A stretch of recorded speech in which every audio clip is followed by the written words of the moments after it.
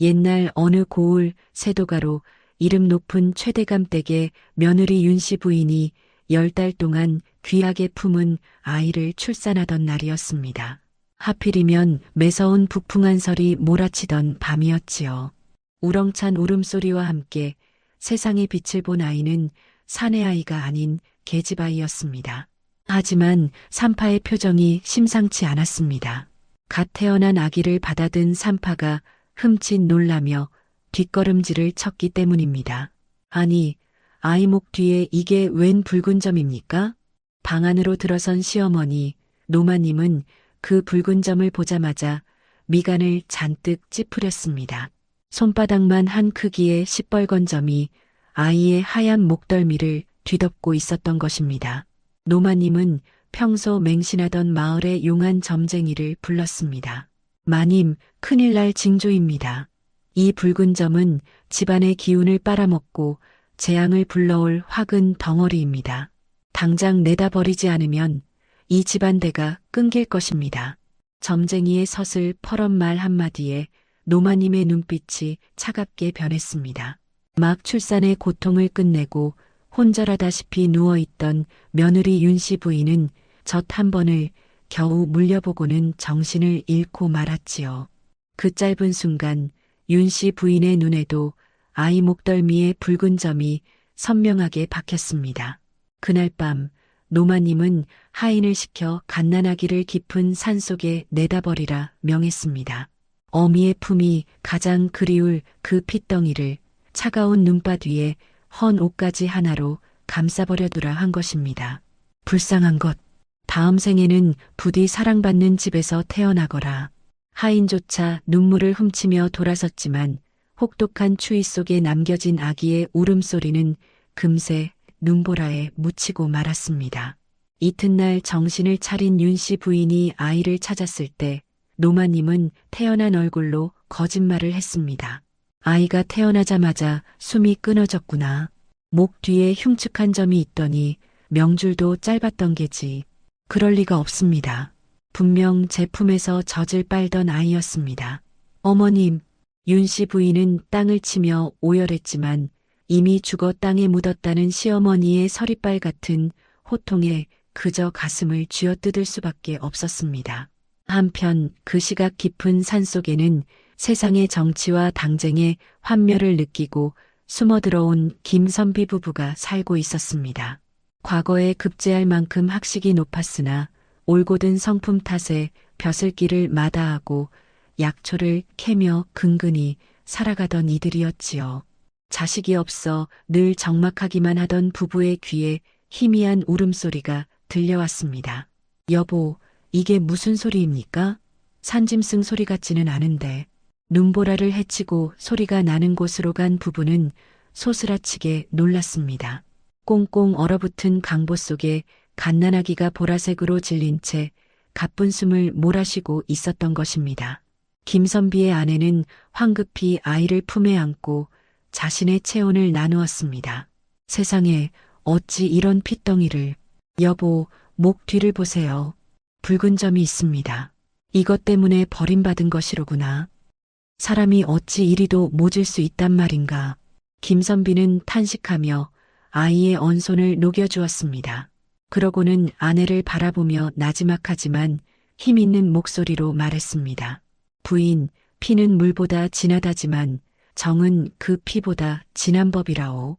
비록 우리가 낳지는 않았으나 하늘이 우리에게 보내준 귀한 생명 아니겠소? 그 말은 앞으로 이 아이가 겪게 될 수많은 시련 속에서도 김선비 부부가 지켜낼 사랑의 깊이를 예고하는 것이었습니다. 김선비 부부는 아이의 이름을 연이라 짓고 지극정성으로 키웠습니다. 비록 산속 오두막집은 바람이 새고 끼니는 산나물과 묽은 죽이 전부였지만 사랑만큼은 부족함이 없었습니다. 연희는 무럭무럭 자라 어느덧 15살의 고운 처녀가 되었습니다. 아버지, 오늘은 도라지를 이만큼이나 캤어요. 어머니가 좋아하시는 쑥도 있고요. 연희는 목 뒤에 붉은 점을 머리카락으로 가리고 다녔지만 그 점을 부끄러워하지는 않았습니다. 양부모님이 그 점을 볼 때마다 우리 연희가 복을 가져다 줄 복점이다라며 입맞춤을 해주었기 때문입니다. 연희는 김선비에게서 글을 배워 천자문을 줄줄 외웠고 사서삼경의 뜻을 이해할 만큼 총명했습니다. 어디 그뿐인가요? 산에서 나는 흔한 풀뿌리와 나무껍질로도 임금님 수라상 부럽지 않은 맛을 내는 탁월한 손맛을 타고났습니다. 우리 연희가 끓인 된장국 냄새가 심리밖까지 퍼지겠구나. 어머니 손맛을 닮아서 그렇지요. 많이 드세요, 아버지. 하지만 행복한 일상 뒤에는 늘 가난이라는 그림자가 드리워져 있었습니다. 김선비 부부는 너무나 청렴하여 남에게 아쉬운 소리 한 번을 못하는 성격이었습니다. 연희가 자랄수록 새 식구의 살림은 점점 더 팍팍해져만 갔지요. 어느 날 밤 연희는 잠결에 부모님의 대화를 듣게 되었습니다. 부인, 내 몸이 예전 같지 않구려. 기침이 잦아지고 가슴에 통증이 오니 연희 시집 보낼 혼수라도 마련해야 할 텐데. 그런 말씀 마세요. 제가 삭바느질이라도 더 부지런히 해서 약을 지어오겠습니다. 어머니의 삭바느질과 남의 집 빨래만으로는 아버지의 약값을 감당하기 턱없이 부족했습니다. 어둠 속에서 그 소리를 듣던 연희의 눈에서 주르륵 눈물이 흘러내렸습니다. 그러던 어느 겨울 김선비가 산에 나무를 하러 갔다가 쓰러지고 말았습니다. 급히 의원을 모셔왔지만 오랜 영양실조와 과로로 인해 폐에 병이 깊었다는 진단이 내려졌습니다. 비싼 약을 쓰지 않으면 올겨울을 넘기기 힘들겠소. 의원의 말에 김선비의 아내는 부엌에 주저앉아 소리 없는 오열을 토해냈습니다. 쌀독은 이미 바닥을 보인 지 오래였고 당장 땔감조차 떨어진 상황이었습니다. 연희는 헬쑥해진 아버지의 얼굴과 거칠어진 어머니의 손을 보며 결심을 굳혔습니다. 나를 살려주신 분들이다. 친부모보다 더 깊은 사랑으로 이 붉은 점까지 품어주신 분들이다. 이제는 내가 은혜를 갚아야 해.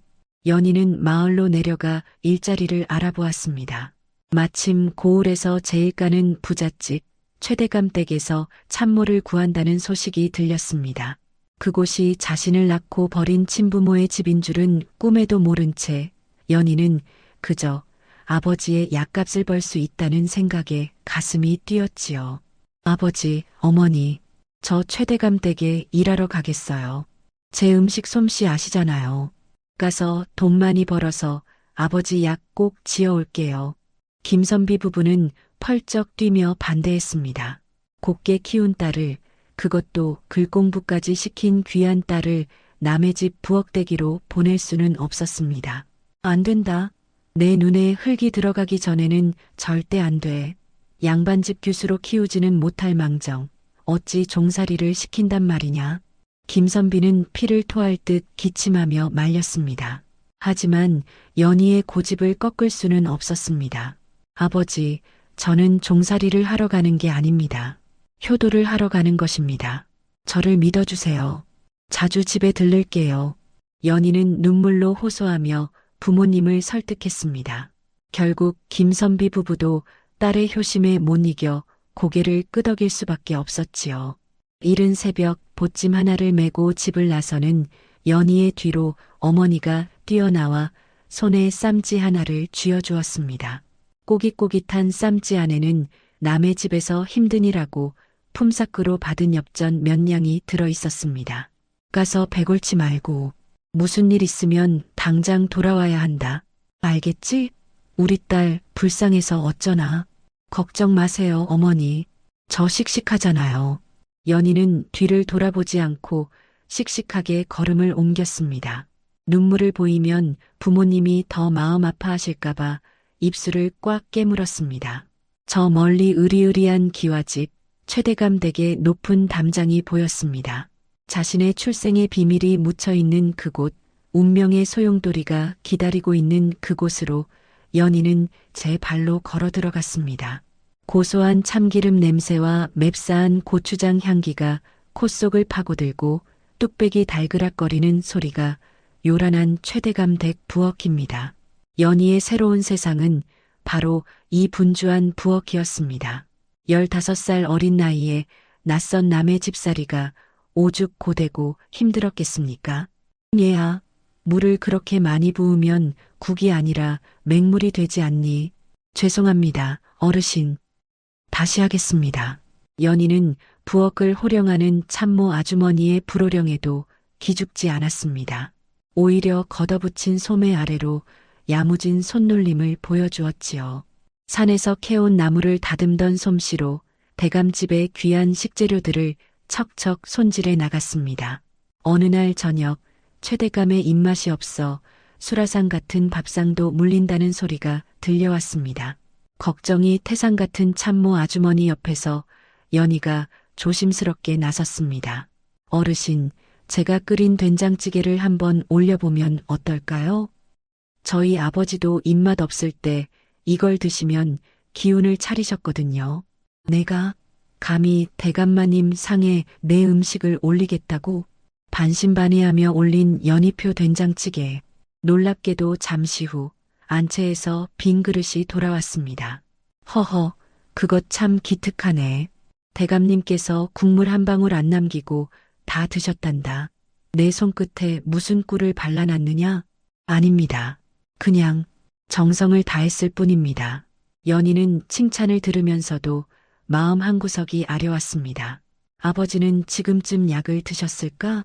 어머니는 혼자 힘드실 텐데 자신이 만든 음식을 맛있게 먹어줄 양부모님 생각에 연희는 몰래 부엌 뒤편에서 눈물을 훔치곤 했습니다.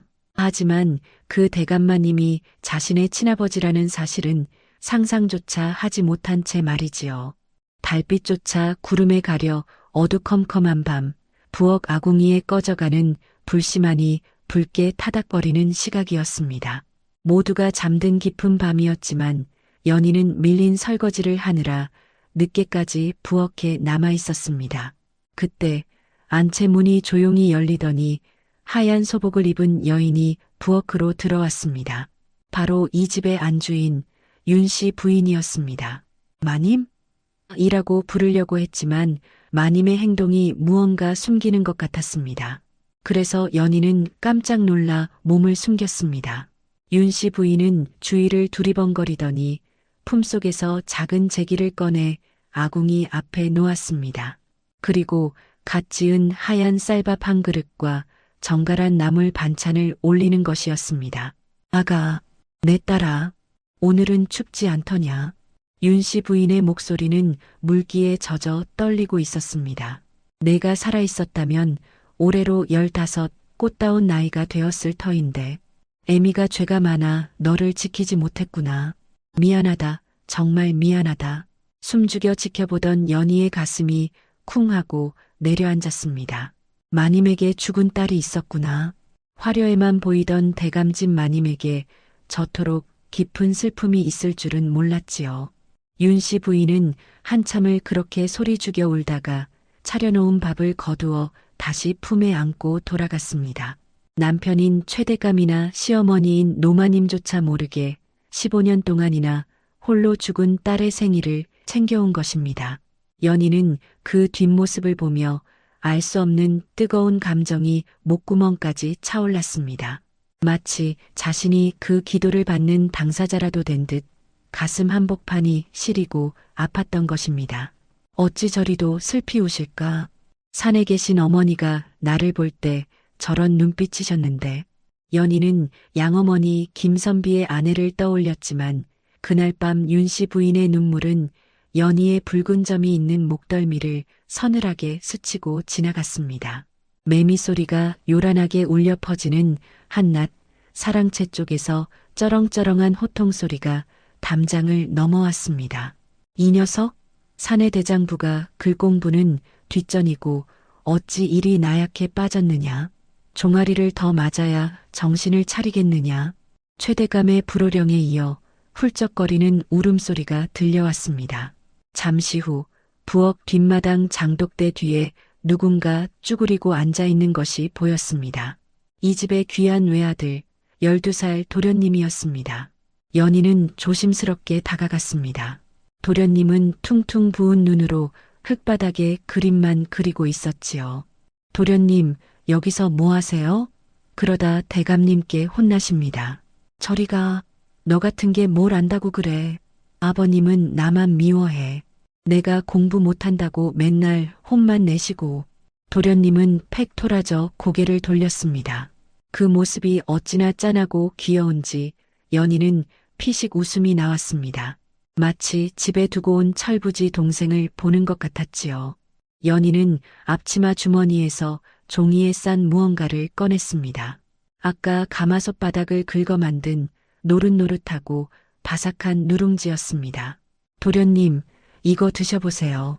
꿀을 살짝 발라서 아주 달콤하고 고소해요. 울다가 먹으면 더 맛있답니다. 누룽지, 도련님은 못 이기는 척 누룽지 조각을 받아 입에 넣었습니다. 바사삭하는 경쾌한 소리와 함께 입안 가득 퍼지는 고소함과 달콤함. 눈물 젖은 얼굴에 금세 화색이 돌았습니다. 맛있다. 이거 더 없어? 더 줘. 천천히 드세요. 체하십니다. 우리 도련님 뚝 그치니 이렇게 잘생기셨는데 왜 우셨어요? 연희는 치마폭으로 도련님의 눈물 자국을 쓱쓱 닦아주었습니다. 따뜻하고 거친 연희의 손길에서 도련님은 난생 처음 느껴보는 포근함을 느꼈습니다. 엄격하기만 한 아버지와 늘 슬픔에 잠겨있는 어머니 사이에서 외로웠던 도련님에게 연희는 담비 같은 존재가 된 것입니다. 누나, 나 너 누나라고 불러도 돼? 네. 아이고, 도련님. 저는 천한 참모입니다. 어찌 감히. 몰라, 아무도 없을 땐 누나라고 할 거야. 누룽지 누나. 그날 이후 도련님은 틈만 나면 부엌을 기웃거렸습니다. 연희 치마꼬리를 잡고 졸졸 따라다니며 서당에서 있었던 일, 서당 훈장님 흉보는 일들을 조잘거렸지요. 연희 역시 그런 도련님이 싫지 않았습니다. 피는 물보다 진하다더니 남매의 정은 그렇게 소리 없이 깊어만 갔습니다. 어느 날 오후 윤 씨 부인이 우연히 뒷마당을 지나다 그 광경을 목격했습니다. 장독대 옆에 나란히 앉아 도라지를 까고 있는 연희와 아들. 아들이 연희에게 장난을 치며 까르르 웃고 연희가 그런 아들의 머리를 쓰다듬어주는 모습. 그 평화로운 풍경이 윤 씨 부인의 발걸음을 멈춰 세웠습니다. 어라, 저 아이의 웃는 모습이 어디서 많이 본 듯한데. 윤 씨 부인은 홀린 듯 다가갔습니다.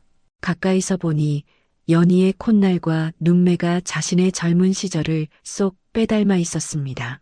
무엇보다 도련님과 함께 있는 모습이 마치 한 배에서 나온 남매처럼 자연스러웠습니다. 아가, 예, 마님. 연희가 놀라 일어나며 고개를 숙였습니다. 윤 씨 부인은 떨리는 손으로 연희의 얼굴을 찬찬히 뜯어보았지요. 너 고향이 어디냐? 부모님은 계시고? 예, 산골에서 약초 캐는 분들이 제 부모님입니다. 지금은 아버지가 편찮으셔서. 그러냐? 참으로 기이하구나. 내가 낯설지가 않아. 내 아들이 저리 따르는 걸 보면 전생에 무슨 인연이라도 있었던 게지. 윤 씨 부인의 눈시울이 붉어졌습니다. 자신이 낳자마자 죽었다던 그 딸아이가 살았다면 딱 저만 했을 텐데. 윤 씨 부인은 알 수 없는 그리움에 연희의 손을 꽉 잡았습니다. 힘들면 언제든 내게 말하거라. 내가 남 같지가 않구나. 그날 밤 윤 씨 부인은 남편인 최대감에게 이 이야기를 꺼냈습니다. 대감, 새로 들어온 참모 아이 말입니다. 그 아이를 보면 자꾸만 죽은 우리 딸 생각이 납니다. 아들과도 어찌나 닮았는지. 그리고 소첩 젊었을 때와 비슷합니다. 부인, 또 그 소리요? 죽은 아이는 가슴에 묻으라 하지 않았소. 헛것을 본 게요. 최대감은 혀를 찼지만 그 역시 마음 한구석이 찜찜했습니다. 며칠 전 마당을 쓸던 연희의 뒷모습에서 묘한 기시감을 느꼈던 탓입니다. 하지만 이 평화롭고 애틋한 시간도 잠시였습니다. 안채 깊숙한 곳, 호랑이 같은 노마님의 방에서 서늘한 눈빛이 번뜩이고 있었으니까요. 노마님은 며느리와 손자가 천한 참모 아이와 어울리는 것이 못마땅해 벼르고 있었습니다. 그리고 곧 연희의 목 뒤에 숨겨진 붉은 점이 세상 밖으로 드러날 위기가 다가오고 있었습니다. 찌는 듯한 무더위가 기승을 부리던 어느 여름날 오후였습니다. 매미 소리가 귀청을 찢을 듯 울어대고 마당의 흙먼지마저 바싹 말라버린 그런 날이었지요. 노마님은 더위를 피해 대청마루에 앉아 부채질을 하고 있었고 연희는 마당 한가운데서 빨래를 널고 있었습니다. 에구, 덥다 더워. 참모야, 시원한 냉수 한 그릇 떠오너라. 예, 할마님, 금방 대령하겠습니다. 연희는 이마에 흐르는 땀을 훔치며 우물가로 달려갔습니다. 무거운 물동이를 머리에 이고 조심조심 대청마루로 오르는 순간이었습니다. 갑자기 불어온 마른 바람에 연희의 머리를 묶은 댕기가 스르르 풀리며 긴 머리카락이 흩날렸습니다.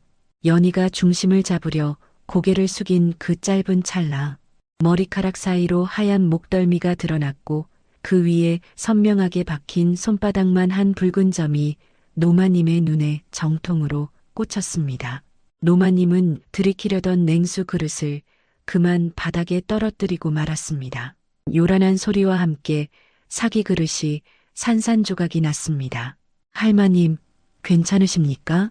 다치신 데는 없으세요? 연희가 놀라 달려와 노마님의 치마폭을 살폈지만 노마님은 사시나무 떨듯 몸을 떨며 뒷걸음질을 쳤습니다. 그녀의 눈동자는 공포와 경악으로 붉게 충혈되어 있었지요. 저 붉은 점은 설마 15년 전 내가 내다버린 그 핏덩이란 말이냐? 틀림없었습니다. 세상에 저토록 기이한 붉은 점을 가진 아이가 또 있을 리 만무했으니까요.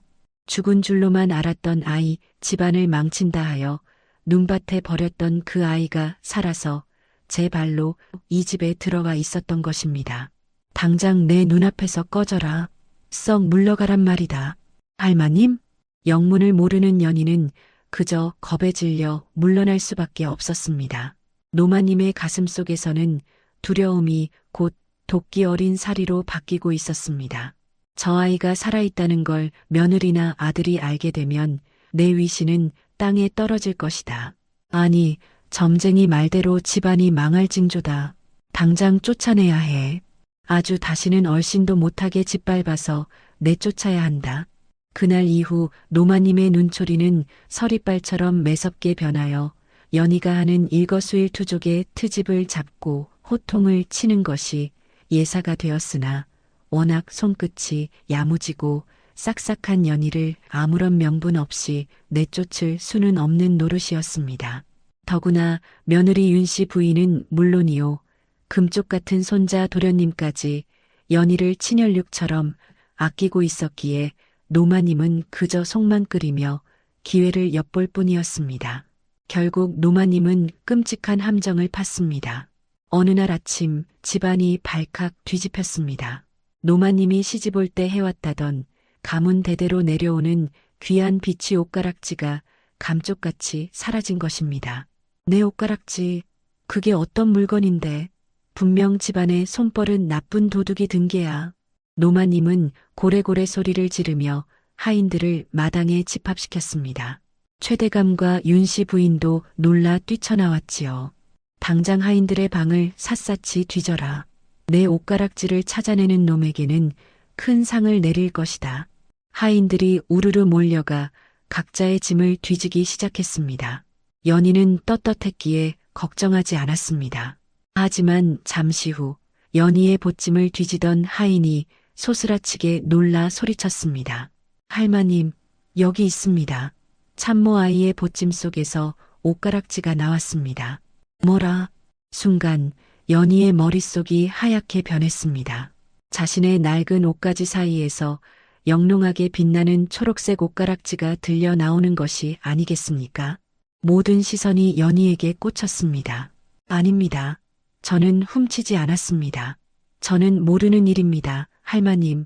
연희는 억울함에 눈물을 쏟으며 무릎을 꿇었습니다. 하지만 노마님은 기다렸다는 듯 회심의 미소를 지으며 호통을 쳤습니다. 이런 앙큼한 것을 보았나? 감히 주인의 물건에 손을 대? 얼굴이 곱상해서 믿었더니 아주 뱃속에 구렁이가 들어앉았구나. 여봐라, 당장 저것을 멍석마리하여 관아에 넘겨라. 곤장을 치고 내쫓아야 한다. 건장한 머슴들이 달려들어 가녀린 연희의 팔을 낚아챘습니다. 연희는 끌려가며 애원했습니다. 대감마님, 마님, 저는 정말 아닙니다. 제발 믿어주세요. 그때였습니다. 잠깐 멈추시오.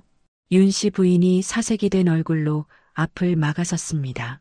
그리고 그 옆에는 12살 도련님이 연희의 앞을 가로막고 두 팔을 벌리고 서 있었지요. 할머니, 누나는 도둑질할 사람이 아니에요. 제가 알아요. 도련님은 울먹이며 외쳤습니다. 비켜라. 내가 어려서 저 요망한 것에게 속은 게야. 노마님이 지팡이를 휘두르며 위협했지만 도련님은 물러서지 않았습니다. 윤씨 부인 역시 떨리는 목소리로 시어머니께 맞섰습니다. 어머님, 다시 한 번만 살펴봐 주십시오. 이 아이는 쌀 한 톨도 허투루 쓰지 않는 아이였습니다. 그럴 리가 없습니다. 며느리, 너 지금 시어미 말을 의심하는 게냐? 증거가 이렇게 떡하니 나왔는데 감싸고돌아? 노마님의 서슬 퍼런 기세에 윤씨 부인은 입술을 깨물었습니다. 증거가 명백하니 더 이상 변호할 말이 없었기 때문입니다. 최대감마저 혀를 차며 고개를 돌렸습니다. 모든 것이 끝난 것처럼 보였습니다. 가난한 병든 양아버지를 위해 약값을 벌어야 하는 연희에게 도둑 누명은 사형 선고나 다름없었습니다. 바로 그 절체절명의 순간 바닥에 엎드려 울던 연희가 고개를 번쩍 들었습니다. 눈물 범벅이 된 얼굴이었지만 그 눈빛만은 형형하게 빛나고 있었습니다. 양아버지 김선비에게서 배운 글과 이치가 그녀의 머릿속을 스치고 지나갔지요. 대감마님, 죽더라도 한 말씀만 올리고 죽겠습니다. 연희의 또랑또랑한 목소리에 소란스럽던 마당이 찬물을 끼얹은 듯 조용해졌습니다.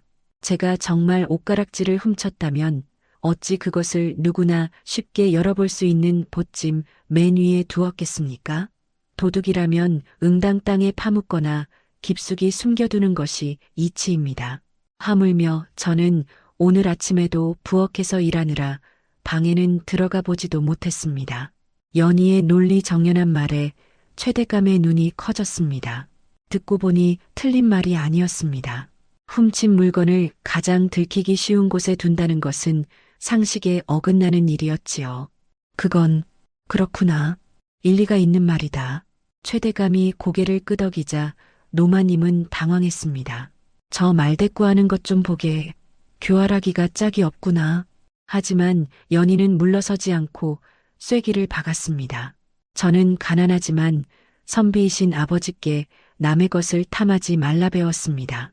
옷가락지가 귀한 줄은 알지만 제게는 아버지의 병환을 낫게 할 약 한 첩이 더 귀합니다. 훔쳐서 부자가 되느니 정직하게 일해서 약값을 벌겠습니다. 부디 굽어 살펴주시옵소서. 연희가 이마가 깨져라 땅에 머리를 찌으며 읍소하자 지켜보던 하인들 사이에서도 웅성거림이 일었습니다. 평소 연희의 행실을 알기에 동정론이 일어난 것이었지요. 어머님, 이 아이 말이 맞습니다. 도둑이 제발 저린다고 이렇게 당당할 수는 없습니다. 필시 오해가 있거나 누군가 장난을 친 것일 수도 있습니다. 최대감이 중재에 나섰습니다. 노마님은 분통이 터져 뒷목을 잡았지만 여기서 더 우겼다가는 자신이 의심받을 수도 있는 상황이었습니다. 결국 노마님은 부들부들 떨며 물러설 수밖에 없었습니다. 좋다. 내 아들 체면을 봐서 이번만은 넘어가 주마. 허나 내 눈에 흙이 들어가도 도둑과 한 집에 살 수는 없다. 당장 저것을 광으로 끌고 가더라. 내분이 풀릴 때까지 물 한 모금 주지 마라. 연희는 쫓겨나는 대신 차디찬 광에 갇히는 신세가 되었습니다. 비록 누명은 벗지 못했지만 당장 쫓겨나지 않고 버텨낸 것입니다. 하지만 어두운 광 속에 홀로 남겨진 연희는 두려움에 몸을 떨었습니다. 할머니가 왜 자신을 그토록 미워하는지, 왜 없는 죄까지 뒤집어 씌우려 하는지 알 수 없었기 때문이었지요. 아버지, 어머니, 무서워요. 연희는 무릎을 끌어안고 캄캄한 어둠 속에서 흐느꼈습니다. 뼛속까지 파고드는 한기보다 억울한 누명을 쓰고 버려졌다는 절망감이 더 견디기 힘들었습니다. 그때였습니다. 굳게 닫힌 광문 아래 손가락 하나 겨우 들어올 틈새로 무언가가 쑥 밀려 들어왔습니다. 종이에 꼬깃꼬깃 쌓인 아직 온기가 남아있는 따뜻한 누룽지 한 조각이었습니다. 누나, 자, 조그마한 목소리, 도련님이었습니다. 연희가 놀라 문 쪽으로 기어가자 문틈 사이로 도련님의 고사리 같은 새끼손가락이 쑥 들어왔습니다. 도련님, 여기 오시면 안 돼요. 마님께 혼나십니다. 쉿, 조용히 해. 할머니 몰래 왔어. 도련님은 문틈으로 들어온 손가락을 까닥거려 연희의 차가운 손등을 더듬어 찾았습니다. 그리고 연희의 얼음장 같은 손을 꽉 아주 야무지게 붙잡았습니다. 누나, 이거 먹고 버텨야 해. 알았지? 내가 아까 봤어. 누나 보찜 뒤지던 돌쇠가 누나를 굴리는 거. 내가 내일 아버지한테 다시 말씀드릴 거야. 누나는 도둑 아니라고. 내가 꼭 구해줄게. 12살, 아직 어리기만 한 줄 알았던 도련님의 목소리가 그날따라 어찌나 듬직하던지요. 연희는 도련님이 건넨 그 작고 따뜻한 손가락을 부여잡고 하염없이 눈물을 쏟았지요. 고맙습니다. 정말 고맙습니다, 도련님. 울지 마. 누룽지 누나는 웃는 게 예쁘단 말이야. 문 하나를 사이에 두고 맞잡은 두 남매의 손. 비록 지금은 서로가 친남매인 줄 모르고 있지만 피는 물보다 진하다는 말처럼 두 사람의 체온은 캄캄한 어둠을 밀어낼 만큼 뜨거웠습니다. 그 작은 온기가 있어 연희는 차가운 광바닥에서도 죽지 않고 다가올 운명의 새벽을 기다릴 수 있었습니다. 칠흑 같은 어둠이 내려앉은 밤, 습하고 퀴퀴한 냄새가 진동하는 광 안에는 냉기가 가득했습니다. 연희는 멍석 위에 쓰러져 가쁜 숨을 몰아쉬고 있었습니다. 억울함에 가슴을 치다 탈진한 데다 밤새 불어닥친 찬바람에 고열이 시작된 것입니다. 아버지, 어머니, 물 좀. 타는 듯한 목마름에 입술은 바짝 말라 터졌고 몸은 불덩이처럼 뜨거웠습니다. 하지만 광문은 굳게 잠겨 있었고 밖에서는 귀뚜라미 소리만 요란할 뿐 인기척 하나 없었지요. 같은 시각 안채 깊숙한 곳에서는 노마님이 은밀하게 하인을 불렀습니다. 여봐라. 내일 날이 밝기 전에 광에 있는 저것을 멍석에 말아다 산 너머 장터 왈패들에게 넘겨버려라. 돈은 받지 않아도 좋으니 다시는 이 고을에 발도 못 붙이게 멀리 팔아넘기란 말이다. 예, 마님, 그래도 병이 깊어 보이던데. 잔말 말고 시키는 대로 해. 저것이 내 눈에 띄는 꼴을 더는 못 보겠으니. 노마님은 손톱을 물어뜯으며 불안에 떨었습니다. 연희의 존재 자체가 자신의 죄를 증명하는 살아있는 증거였기 때문입니다. 어떻게든 저 붉은 점을 가진 아이를 치워버려야만 자신이 15년 전 저지른 천인공노할 짓이 영원히 묻힐 것이라 믿었습니다. 광안의 연희는 점점 희미해지는 의식 속에서 양부모님의 얼굴을 떠올렸습니다. 아버지, 약 지어드려야 하는데. 어머니, 제가 못 가서 죄송해요. 연희의 눈가에서 뜨거운 눈물 한 방울이 또르르 흘러내려 차가운 바닥을 적셨습니다. 그것은 삶을 포기하지 않으려는 마지막 몸부림이자 피부치를 부르는 간절한 신호였습니다. 바람소리가 휑하니 문풍지를 울리는 밤, 윤씨 부인은 잠을 이루지 못하고 뒤척였지요. 가슴이 너무나 답답하고 아파왔기 때문입니다. 마치 누군가 심장을 쥐어짜는 듯한 통증에 식은 땀까지 흘렀습니다. 부인, 어디 편찮으시오? 잠결에 깬 최대감이 물었지만 윤씨 부인은 고개를 저었습니다. 아닙니다, 대감. 헌데 자꾸만 밖에서 아이 울음소리가 들리는 것 같아서요. 무슨 소리요? 바람 소리겠지.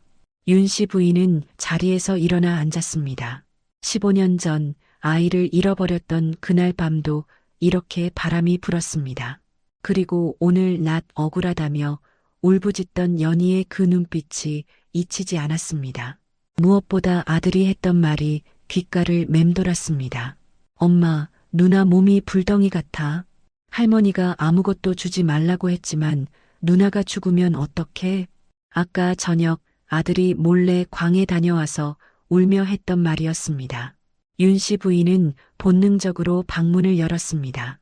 이대로 있다가는 평생 후회할 일이 생길 것만 같은 어미의 섬뜩한 직감이 등줄기를 타고 올랐기 때문입니다. 여봐라, 등불을 켜라. 광으로 가야겠다. 마님, 하지만 노마님께서 절대 문을 열어주지 말라 엄명을. 비켜라. 내 오늘 시어머님의 명을 어기는 한이 있어도 저 아이를 살려야겠다.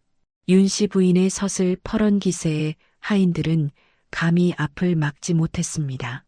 윤 씨 부인은 치마폭을 움켜쥐고 바람을 가르며 광으로 향했습니다. 육중한 자물쇠가 열리고 끼익 소리와 함께 낡은 광문이 열렸습니다.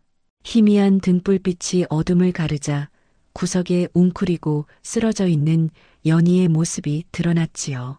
아가, 윤 씨 부인은 체면도 잊은 채 달려가 연희를 끌어안았습니다. 아이의 몸은 그야말로 불덩이였습니다. 식은 땀으로 흠뻑 젖은 옷까지 파리하게 질린 입술, 세상에 이 지경이 되도록. 여봐라, 당장 의원을 불러라. 그리고 물을 다오. 윤 씨 부인은 자신의 비단 치마로 연희의 땀을 닦아주었습니다. 연희는 몽롱한 의식 속에서도 따뜻한 손길을 느끼고 웅얼거렸습니다. 어머니, 어머니 오셨어요? 그 어머니라는 한마디가 윤 씨 부인의 가슴을 후벼 팠습니다. 비록 자신을 부른 것이 아님을 알면서도 그 목소리가 너무나 애처로워 눈물이 쏟아졌습니다. 그래, 여기 있다. 정신 차리거라, 아가. 윤 씨 부인은 연희의 머리를 받쳐들고 물을 먹이려 했습니다. 그때였습니다. 땀을 닦아주기 위해 연희의 젖은 머리카락을 쓸어 넘기던 윤 씨 부인의 손이 허공에서 딱 멈췄습니다. 등불빛 아래 연희의 하얀 목덜미가 드러났습니다. 그리고 그 위에 선명하게 박혀있는 붉은 점. 윤 씨 부인은 숨이 턱 막혀 비명조차 지르지 못한 채 사시나무 떨듯 부들부들 떨리는 손으로 아득해지는 정신을 가까스로 부여잡았습니다. 혹여나 사무친 그리움에 자신이 미쳐 헛것을 보는 것은 아닌지 떨리는 손가락 끝으로 그 붉은 점을 거칠게 문질러 보았지만 그것은 결코 지워지는 얼룩 따위가 아니었습니다. 살갑 깊숙이 선명하게 박힌 15년 전 핏덩이 딸을 품에 안고 처음이자 마지막 젖을 물리며 보았던 어미의 가슴에 못이 되도록 박혀있던 바로 그 붉은 점이 틀림없었습니다. 윤 씨 부인의 입에서 짐승의 울음 같은 비명이 터져나왔지요. 대감, 어서 오십시오. 빨리요. 비명소리에 놀란 최대감이 잠옷바람으로 달려왔습니다. 도련님도 하인들도 우르르 몰려들었습니다. 부인, 무슨 일이요? 아이가 죽기라도 한 게요? 대감, 이것 좀 보세요. 여기, 이 목 뒤를 좀 보세요. 윤 씨 부인은 연희를 품에 안은 채 목덜미를 내보였습니다. 최대감의 눈이 휘둥그레졌습니다. 자신이 낳은 자식의 몸에 있는 특징을 아비가 모를 리 없었습니다. 비록 한 번밖에 보지 못했지만 어머니가 흉측하다며 집안에 우환이 생길 수 있다고 걱정하셨던 그 붉은 점. 이건 우리 아기입니다. 15년 전 죽었다던 우리 딸입니다. 세상에 내 새끼가 살아서 제 발로 어미를 찾아왔는데 내가 이 어미라는 것이 알아보지도 못하고 죽일 뻔했어. 윤 씨 부인은 금방이라도 부서질세라 연희를 품에 꽉 껴안고는 억장이 무너지는 심정으로 차가운 광바닥을 구르며 짐승처럼 통곡하였습니다. 그 한서린 처절한 울음소리에 지켜보던 하인들마저 옷소매로 눈물을 훔치지 않을 수 없었고 태산 같던 최대감 역시 다리에 힘이 풀려 그 자리에 털썩 주저앉고 말았지요. 살아있었구나. 살아있었어. 안채까지 들리는 요란한 통곡 소리에 잠을 깬 노마님도 지팡이를 짚고 허둥지둥 나타났으나 광안의 참상을 마주하자마자 그 위세 등등하던 얼굴이 순식간에 백지장처럼 하얗게 질려버렸습니다. 이게 무슨 해괴망측한 소란이냐? 노마님의 앙칼진 호통에도 아들 최대감은 꿈쩍도 하지 않았습니다. 평생 어머니의 말이라면 거역 한번 해본 적 없던 천하의 효자였으나 천천히 고개를 돌려 어머니를 노려보는 그의 눈에서는 난생 처음 보는 붉은 분노가 활활 타오르고 있었습니다. 어머니, 15년 전 아이가 태어나자마자 죽었다고 하셨지요. 시신을 직접 거두어 묻으셨다고 하셨지요. 그게 헌데 저 아이는 누구입니까? 저 붉은 점은 무엇입니까? 대체 어찌된 일입니까? 최대감의 호통에 노마님은 뒷걸음질 치다 그만 털썩 주저앉고 말았습니다. 손바닥으로 하늘을 가릴 수 없다더니 15년 전 감쪽같이 묻어두려 했던 자신의 추악한 죄가 이토록 명백하게 세상 밖으로 드러날 줄은 꿈에도 몰랐던 것이었지요. 내 죄다. 내가 집안을 살리려 그런 것이다. 점쟁이가. 노마님은 횡설수설하며 고개를 숙였습니다. 그 모습은 더 이상 호랑이 같던 시어머니가 아니라 죄책감과 공포에 짓눌린 초라한 노인일 뿐이었습니다. 그때였습니다. 굳게 닫힌 대문 밖에서 쾅쾅거리는 소리와 함께 다급한 비명 같은 외침이 들려왔습니다. 이보시오. 문 좀 열어주시오. 내 딸 연희가, 우리 연희가 여기 있소. 대문이 열리자 흙투성이가 된 김선비 부부가 거의 기어들어오다시피 뛰어들어왔습니다. 마을 장터에서 최대감 댁 참모 아이가 도둑 누명을 쓰고 광에 갇혀 다 죽게 생겼다는 흉흉한 소문을 듣자마자 피를 토하는 병중의 몸을 이끌고 맨발로 달려온 것지요. 아이고 연희야, 내 새끼야, 이게 무슨 꼴이냐. 김선비는 숨이 턱까지 차오르는데도 광 앞에서 힘없이 쓰러져 있는 연희를 보자마자 비틀거하며 달려들었습니다. 대체 누가 우리 착한 연희를 이리 만들었소? 내 딸을 살려내시오. 내 딸이 무슨 잘못을 했다고 이러시오.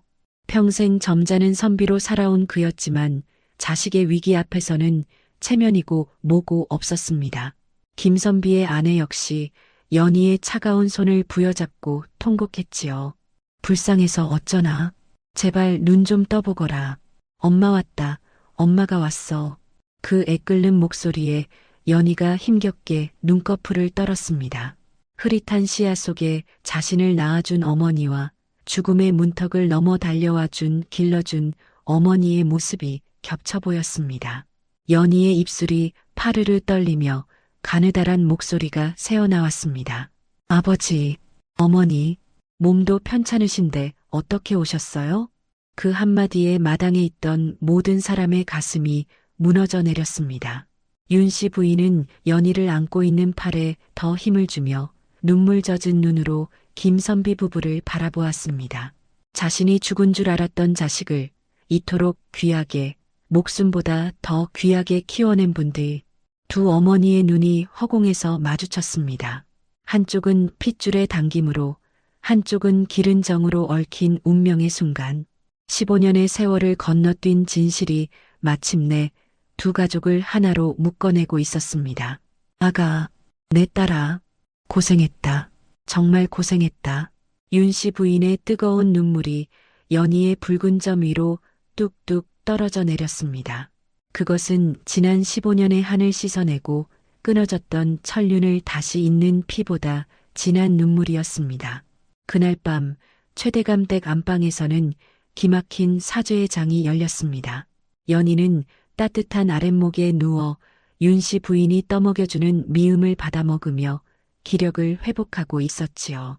그 앞에는 서슬퍼렇던 호랑이 할매, 노마님이 고개를 푹 숙인 채 앉아 있었습니다. 어머니, 말씀해 보십시오. 어찌하여 천륜을 끊으려 하셨습니까? 최대감의 준엄한 물음에 노마님은 떨리는 목소리로 입을 열었지요. 내가 어리석었다. 붉은 점이 있는 아이가 집안을 망친다는 점쟁이 말만 믿고 가문을 위한다는 것이 그만 천벌받을 짓을 저질렀어. 노마님은 연희의 손을 조심스럽게 잡았습니다. 쭈글쭈글한 노인의 손등 위로 뜨거운 눈물이 뚝뚝 떨어졌습니다. 아가, 못난 할미를 용서해다오. 내 죄를 어찌 갚을꼬? 죽어서도 눈을 못 감을 죄를 지었구나. 연희는 힘없이 웃으며 노마님의 손을 맞잡아 주었습니다. 자신을 광에 가두고 내쫓으려던 무서운 할머니였지만 지금 눈앞에 있는 건 그저 죄책감에 떠는 나약한 노인일 뿐이었습니다. 할머니, 저 살아있잖아요. 이렇게 좋은 부모님 두 분이나 만나서 잘 컸잖아요. 그러니 이제 울지 마세요. 연희의 그 한마디에 방 안에 있던 모든 이들이 눈물을 훔쳤습니다. 그 넓은 마음 씀씀이는 김선비 부부가 얼마나 아이를 사랑으로 올바르게 키웠는지를 보여주는 증거였습니다. 윤씨 부인은 김선비 부부에게 큰 절을 올렸습니다. 제 딸을 살려주신 은인들이십니다. 짐승만도 못한 저를 대신해 이리 귀하고 곱게 키워주셨으니 이 은혜를 어찌 다 갚겠습니까? 아니옵니다, 마님. 연희는 저희 부부에게 하늘이 내려준 선물 같은 아이였습니다. 연희가 있어서 저희 부부는 많이 행복했습니다. 오히려 저희가 고맙지요. 김선비 부부 역시 맞절을 하며 서로를 끌어안았습니다. 낳은 정과 기른 정이 다투지 않고 서로에게 감사하며 하나가 되는 참으로 아름다운 밤이었습니다. 그로부터 몇 달 후 어느 따스한 봄날이었습니다. 최대감댁 마당에는 웃음꽃이 만발했습니다. 외통수요?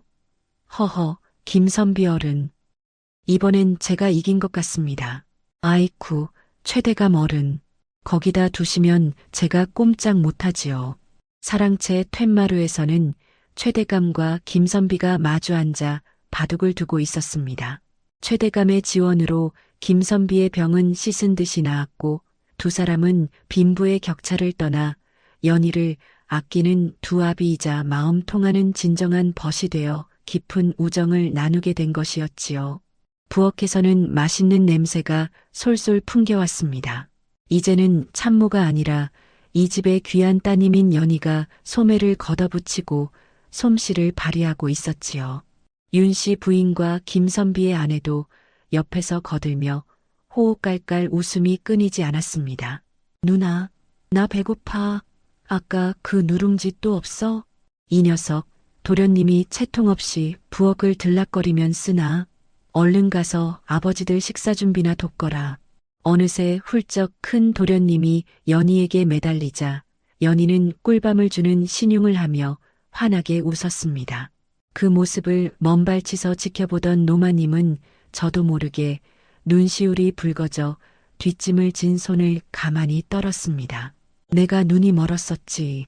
저리도 곱고 귀한 복덩이를 점쟁이의 혓바닥 놀림에 속아 내 손으로 내칠 뻔했구나. 노마님은 연희의 목 뒤에 언뜻 비치는 붉은 점을 바라보며 깊은 한숨과 함께 안도의 미소를 지었습니다. 그것은 집안을 망칠 흉조가 아니라 흩어진 가족을 하나로 모으고 두 집안을 화목하게 만든 세상에서 가장 복된 점이었던 것입니다. 저녁 밥상에는 사내 진미가 가득했습니다. 최대감 부부, 김선비 부부, 노마님, 그리고 연희와 남동생까지 7 식구가 둘러앉은 밥상머리엔 김이 모락모락 나는 하얀 쌀밥과 연희가 끓인 구수한 된장찌개가 올랐습니다. 다들 많이 드십시오. 우리 연희가 끓인 국이니 보약이 따로 없습니다. 최대감의 덕담에 모두가 행복한 얼굴로 수저를 들었습니다. 연희는 자신의 양옆에 앉은 두 어머니를 번갈아 바라보며 살코기만 잘 바른 생선 한 점은 낳아준 어머니 밥숟가락 위에 향긋한 봄나물 무침은 길러준 어머니 밥그릇 위에 살뜰히 올려드렸습니다.